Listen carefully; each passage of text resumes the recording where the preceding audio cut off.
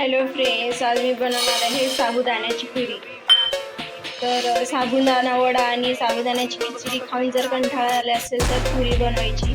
तर मी पुरी कशी बनवायची ते दाखवणार आहे.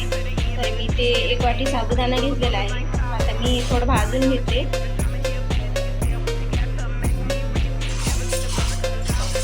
2 ते 3 मिनिट भाजून घ्यायचं साबुदाणा.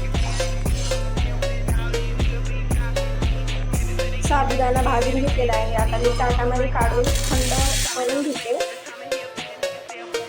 थंड झाल्यानंतर मिक्सरमध्ये हे बारीक करून घ्यायचं.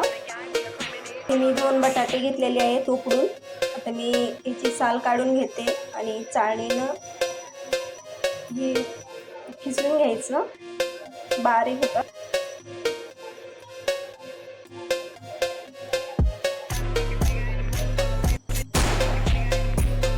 शाबू थंड झालेला आहे.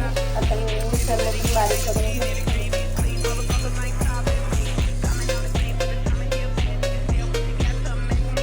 आता मी हे पीठ चाळून घेणार आहे.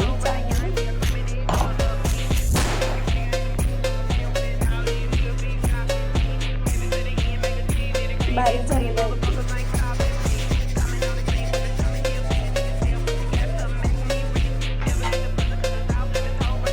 आता मी बटाटा असं किसून त्याच्यामध्ये बघू शकता.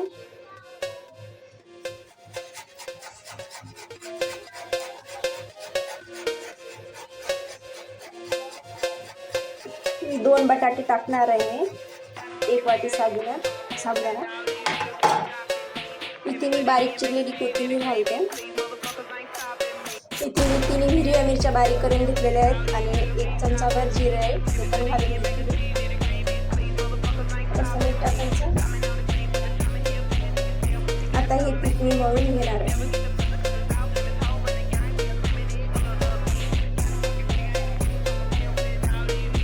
मी थोडंसं पाणी घालून हे पीठ मळून घेणार आहे.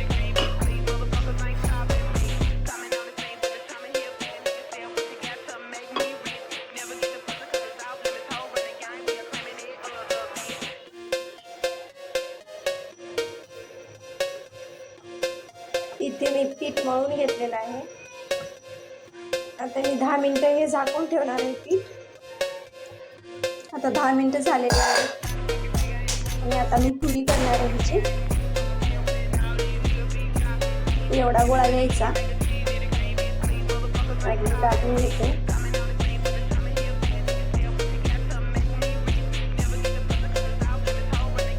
ही वाटीने ही थोडंचे काढून घेणार आहे.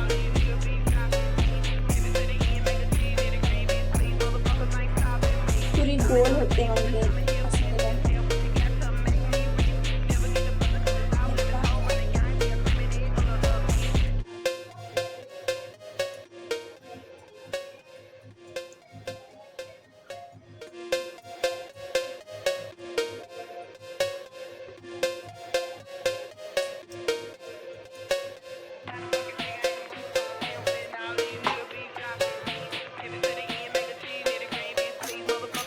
तेल गरम झालेलं आहे आणि पुरी सोडते.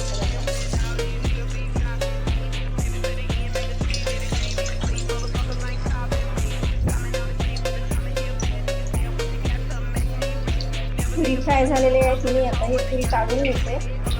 बघू शकता. तर मी ते साबुदाणा पुरी बनवलेली आहे. मला एक फोडून लागते. कुरकुरीत होतात ही पुरी. बघू शकता. आणि खायला पण खूप छान लागते. आणि ते नारळाची चटणी केलेली आहे त्याच्यासोबत खायला. आणि माझी रेसिपी आवडल्यास लाईक करा, शेअर करा आणि सबस्क्राईब करायला विसरू नका. थँक्यू.